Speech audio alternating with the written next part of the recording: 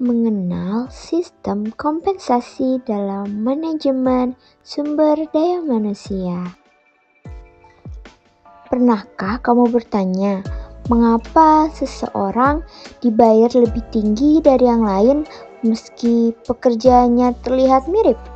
Atau kenapa sebagian karyawan lebih loyal kepada perusahaannya? Jawabannya seringkali terletak pada satu hal penting, yaitu kompensasi. Dalam video ini, kita akan membahas tuntas apa itu kompensasi dan bagaimana cara kerjanya, serta mengapa ini sangat penting dalam manajemen sumber daya manusia.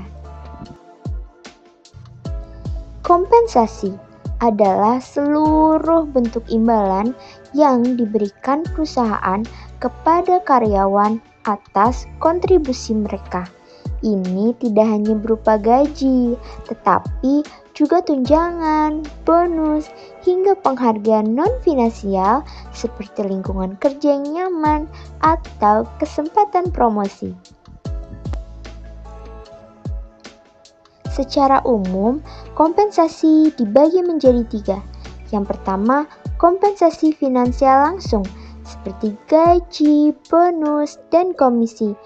Yang kedua, kompensasi finansial tidak langsung, seperti tunjangan kesehatan, pensiun, dan asuransi.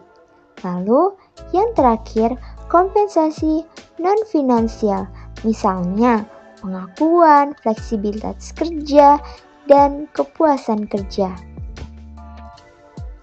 Nah, agar lebih mudah dipahami, kita bisa melihat kompensasi sebagai bagian dari total rewards, yaitu seluruh hal yang membuat seseorang merasa dihargai atas pekerjaannya.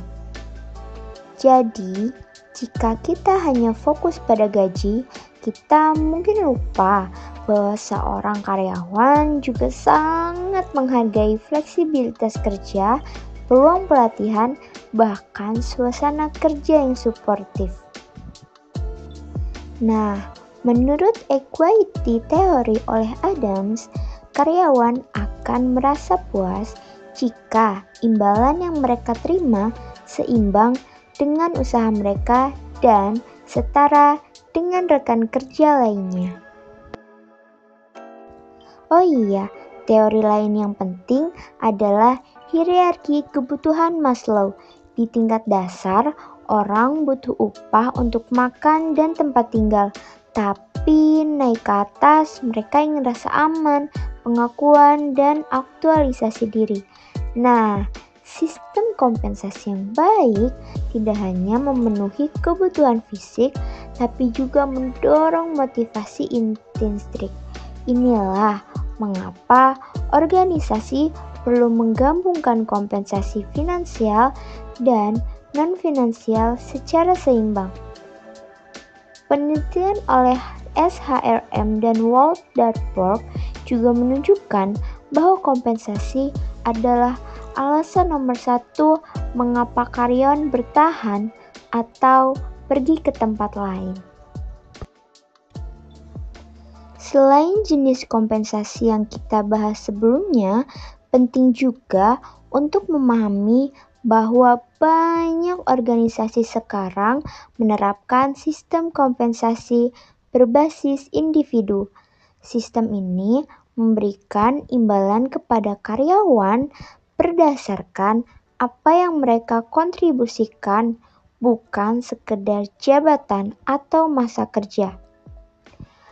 Ada 3 pendekatan utama. Yang pertama, performance-based pay, yaitu bonus atau merit pay untuk mereka yang mencapai target. Kedua, skill-based pay, atau imbalan bagi yang menguasai keterampilan tambahan atau teknis. Yang ketiga, kompetensi-based pay, fokus pada kemampuan menyeluruh, komunikasi, kepemimpinan, hingga problem solving. Nah, agar sistem ini tidak menimbulkan kecemburuan, harus ada prinsip keadilan kompensasi. Yang pertama, keadilan internal, dan yang kedua, keadilan eksternal, serta yang terakhir, keadilan individual. Kompensasi bukan sekedar urusan gaji. Dalam manajemen sumber daya manusia, ini adalah alat strategis untuk menarik kandidat terbaik, mempertahankan karyawan kompeten, meningkatkan motivasi dan produktivitas, dan mewujudkan keadilan dan loyalitas karyawan. Tanpa sistem kompensasi yang adil, perusahaan bisa mengalami turnover yang tinggi dan kinerja tim yang menurun. Kompensasi yang dirancang dengan baik memiliki 4 fungsi utama. Yang pertama, menarik talenta unggul. Gaji dan benefit kompetitif membuat perusahaan dilirik oleh kandidat terbaik. Yang kedua, mempertahankan karyawan kompeten. Karyawan cenderung bertahan jika merasa dihargai dan mendapat imbalan yang sesuai. Yang ketiga, meningkatkan kinerja dan motivasi. Bonus dan insentif berbasis hasil mendorong semangat dan produktivitas. Dan yang terakhir, membangun budaya kerja yang positif. Ketika sistem imbalan adil dan transparan, karyawan akan lebih loyal dan puas. Semisal, ada 2 perusahaan. Yang pertama, perusahaan A memiliki kompensasi adil dan insentif kinerja, maka karyawan termotivasi dan turnover rendah.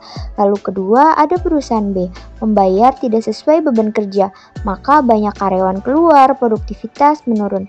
Inilah sebabnya kompensasi adalah fondasi keberlanjutan sumber daya manusia dalam jangka panjang. Lalu bagaimana kompensasi diterapkan? Berikut langkah-langkah implementasinya. Yang pertama, evaluasi jabatan. Menilai-nilai relatif suatu jabatan dibandingkan jabatan lain. Bisa pakai metode peringkat, poin, atau klasifikasi. Yang kedua, penetapan harga jabatan atau job pricing. Menentukan besaran gaji berdasarkan nilai jabatan, termasuk penentuan pay grades dan pay range. Yang ketiga, survei pasar atau market pricing. Perusahaan membandingkan gaji mereka dengan perusahaan lain agar tetap kompetitif. Yang keempat, sistem pembayaran berbasis individu, termasuk merit pay, bonus kinerja, dan kompetensi based pay. Yang kelima, evaluasi berkala dan penyesuaian. Perlu review tahunan berdasarkan inflasi, performa, dan perkembangan industri. Semua tahapan ini harus memperhatikan prinsip keadilan internal, eksternal, dan individual. Nah, sekarang kita bahas satu persatu ya. Yang pertama, evaluasi jabatan. Ini adalah proses menilai seberapa penting atau bernilai suatu posisi dalam organisasi. Tujuannya supaya gaji dan tunjangan mencerminkan tanggung jawab dan kontribusi masing-masing jabatan. Nah, yang kedua, job pricing atau penetapan harga. Setelah tahu nilai tiap jabatan, perusahaan menyusun harga jabatan. Artinya, menentukan berapa besar kompensasi minimum, rata-rata, dan maksimum untuk jabatan tersebut. Biasanya dibagi menjadi beberapa level gaji atau yang disebut pay grades. Lalu, survei pasar. Langkah ketiga, lakukan survei pasar atau benchmarking. Perusahaan harus tahu berapa standar gaji dan tunjangan untuk posisi serupa di industri yang sama. Ini penting untuk menjaga keadilan eksternal dan tetap kompetitif di pasar kerja. Yang keempat, penyesuaian dengan kebijakan perusahaan dan hukum. Sistem kompensasi juga harus selaras dengan visi dan strategi perusahaan, kemampuan finansial organisasi, serta peraturan pemerintah seperti UMP, jaminan sosial, dan tunjangan wajib. Yang kelima, desain sistem imbalan individual. Perusahaan lalu menyusun sistem imbalan berbasis individu seperti merit pay gaji naik berdasarkan kinerja, bonus insentif atau berdasarkan pencapaian target, dan skill kompetensi pay atau untuk keterampilan dan kompensasi tambahan. Nah, sekarang kita lihat contoh kasus nyata ya, yaitu PT Telkom Indonesia. Mari kita lihat contoh nyata dari PT Telkom Indonesia. Di sini, Telkom menerapkan sistem kompensasi lengkap seperti gaji pokok dan bonus berbasis kinerja, tunjangan kesehatan hingga untuk orang tua, pengakuan non-finansial seperti Employee of the Month, dan sistem kerja hybrid. Selain itu, Telkom menggunakan sistem evaluasi jabatan dan manajemen kinerja digital melalui aplikasi My High Hasilnya, tingkat retensi karyawan tinggi, produktivitas meningkat, kepuasan kerja lebih dari 80%. Ini membuktikan bahwa sistem kompensasi yang adil dan strategis berdampak besar pada keberhasilan perusahaan. Telkom memberikan gaji pokok yang sudah ditetapkan berdasarkan evaluasi jabatan. Selain itu ada bonus tahunan dan insentif berbasis kinerja yang dihitung dari capaian Key Performance Indicators atau KPI. Karyawan Telkom juga menerima berbagai tunjangan seperti asuransi kesehatan untuk keluarga, dana pensiun, cuti melahirkan, dan cuti besar. Semua ini masuk dalam kategori kompensasi tidak langsung. Telkom juga unggul dalam memberikan kompensasi non-finansial seperti sistem kerja fleksibel, work from home atau hybrid, dan program pengembangan karir dan pelatihan penghargaan seperti Employee of the Month. Kita bisa belajar di Telkom bahwa kompensasi bukan hanya soal gaji, tapi soal bagaimana perusahaan menghargai kontribusi manusia. Nah, kita sudah sampai pada kesimpulan nih. Kesimpulannya, kompensasi bukan hanya soal gaji. Ini adalah strategi menyeluruh untuk menciptakan keadilan, loyalitas, dan keunggulan organisasi. Dengan memahami konsep dan menerapkan langkah-langkah yang tepat, perusahaan dapat menciptakan lingkungan kerja yang sehat, adil, dan produktif. Nah, jadikan kompensasi bukan sekedar biaya, tapi investasi bagi masa depan. Kita sudah mempelajari banyak hal tentang sistem kompensasi, mulai dari pengertian, jenis-jenisnya, hingga cara menerapkannya di dunia nyata.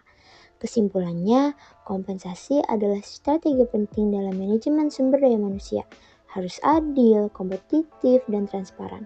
Mencakup aspek finansial dan non-finansial, berdampak langsung pada kinerja, loyalitas, dan keberhasilan organisasi.